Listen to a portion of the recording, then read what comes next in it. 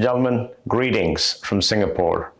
I'm thrilled to be able to join you for the BW Hotelier India Hospitality Summit and Awards today. First and foremost, apologies that I'm not there in person. And believe you me, this has nothing to do with COVID.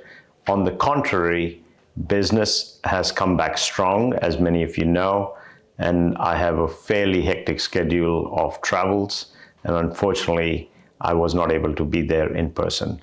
But I do hope to see you in person next year. Now, talking about travel, I think last 3 years have been very telling on our industry, how severely our industry has been impacted because of the pandemic, and every government around the world has, rightly so, put safety of its people first and foremost. But when you look at the resilience of travel, particularly coming out of COVID, it is extraordinary. Let me share a few thoughts here with you. Over the last 2 years, right in the depth of the pandemic, like many of us in the hotel industry, as an associate and as a business leader, I would sit and think, has our industry changed forever? And as you look at how things have transpired, it is clear that COVID reaffirmed the power of travel. People all over the world got time to reflect, think, and realize that there's nothing more important to them than to travel, spend more time with their family and friends, and get to experience the world that we live in. And as a result, what we have seen is as soon as governments have eased restrictions in any part of the world, people have come out in droves and started to travel. So as I look back to the last 2 years, I'd like to share with you my 3 key learnings, which I believe all of us as an industry could use.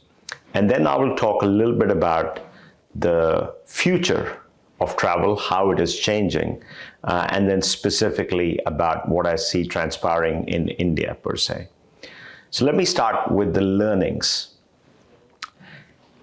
You know, as we went into the pandemic, it was evident as borders were all shut that while people wanted to get out and travel or see their family, they really didn't have much options. And that's where we saw people started to explore their own backyards, be it their own cities, their own states, and their own countries.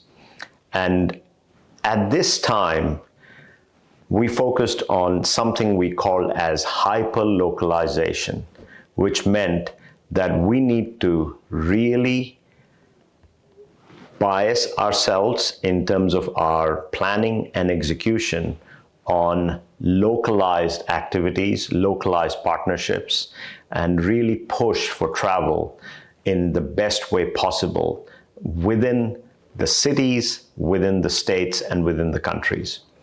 So there was a number of initiatives that our team led, and I know many other colleagues in our competitor in hotels also tried to emulate many of these learnings. To me, when I look at what has come out of it now, be it our partnership in Japan with Rakuten, which has about 96 million members, or the local websites that we have created, be it in Vietnamese or Bahasa or Thai, or our partnership here with Mumbai Indians, just really continuing to push and inspiring travel is been key to our success over the last couple of years.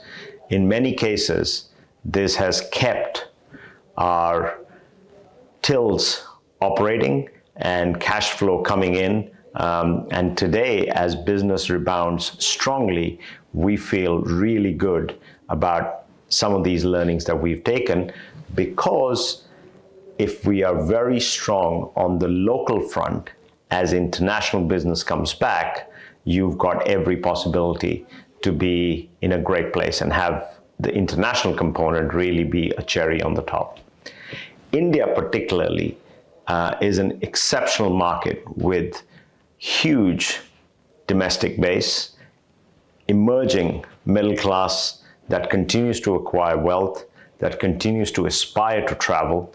And I think being grounded and very rooted in this specific country, in coming up with new ideas, new promotions, and really engaging with the Indian traveler is going to be key for decades to come. The second learning I want to share with you is during pandemic and really during tough times, any company's core values and culture are tested to the core. What pandemic did for us was just that. For all companies in the business of travel and tourism, our values and culture was tested to the core. And what I've seen now coming out of the pandemic is that any company with strong culture, strong values, has managed to navigate their way through the crisis in a much better way as compared to ones that were, really low on cultural values and so on. To us, family takes care of family. So even in the darkest times when many companies were being forced to lay off associates, many of us in Marriott actually went from talent sourcing to talent outsourcing. And by that, I mean we were helping many of our associates actually get jobs with many of our partners, industries that were hiring at that point in time. So as a result, when business has come back and all of us around the world are hearing of these labor challenges that the countries and industry at large are dealing with, many of us are better positioned to deal with those labor challenges versus many others in the industry. In our case, we've been able to bring back over 5,000 of our own alumni back to work at Marriott International just in Asia Pacific ex-China. So it's critically important that while we take care of our people during good times, it's what we do for our associates, what we do for our teams during tough times that matters the most. Let me talk about the third learning. Third, for me, is really innovation ground up. What we saw during the pandemic with our backs to the wall, it was clear that if we had to survive, we had to innovate. And that's where we saw some brilliant ideas coming from our teams ground up. There are many, many such examples. Marriott Bonvoy on Wheels is just one of the examples that I often use to share how innovation can happen ground up. If you'd asked me as president for Asia Pacific ex-China before COVID on how much delivery business we do, it would have been minuscule. But we've been building this up through the pandemic. And this year, just in our part of the world, we would cross over $50 million in revenue across Asia Pacific ex-China through Marriott Bonvoy on Wheels. So these are some incredible examples of how when teams have their back to the wall, they can really start to innovate and ensure that we as leaders learn from this innovation and continue to build it up. So that's the three learnings that I spoke about at the beginning on coming out of pandemic. Travel has proved exceptionally resilient. Our teams have proven to be exceptionally resilient. We recently had our Asia Pacific ex-China general managers meeting in Bangkok, We got over 500 of our leaders together, and you should have seen the energy in the room, the passion as our industry comes back. Our teams across the board, and I know with many of our other industry colleagues, are raring to go to look at the future of travel. Talking about future of travel, I want to share with you what is changing. And what is changing is really a couple of things here.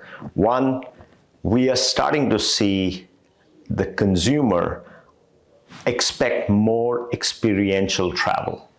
And experiential travel is really about spending money on peculiar experiences. As hoteliers, it's just not about great room or great product and good service.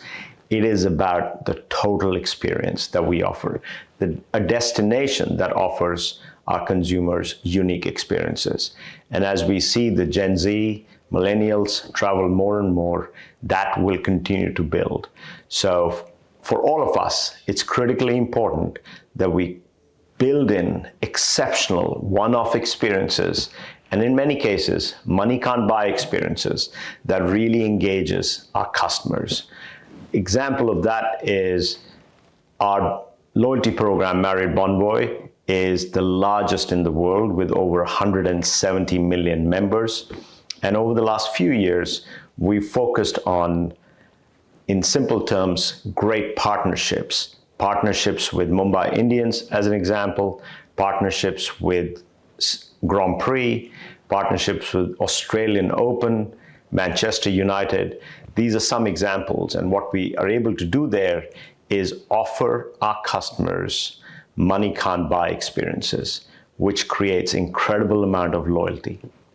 So as we continue to transition out of the pandemic, I would just urge all my industry colleagues to continue to focus on creating these unique experiences that consumer will enjoy and bring back many more of their family and friends to seek for.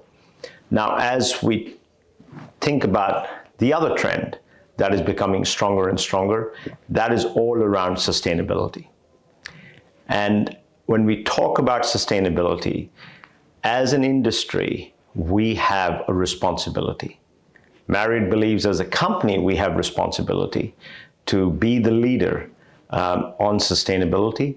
Our CEO has announced that we will be net zero by or before 2050. And as an organization, we're taking some concrete steps in that direction. Now, the important part is our associates, our customers, and our partners expect us to.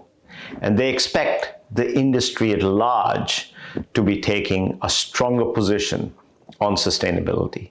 In fact, all the research that's coming out shows that consumers will choose brands that are focused on sustainability, and not just about greenwashing, but about really doing specifics that they can experience firsthand to see that we are moving the planet in a more sustainable way and improving the lives of everything that lives around us.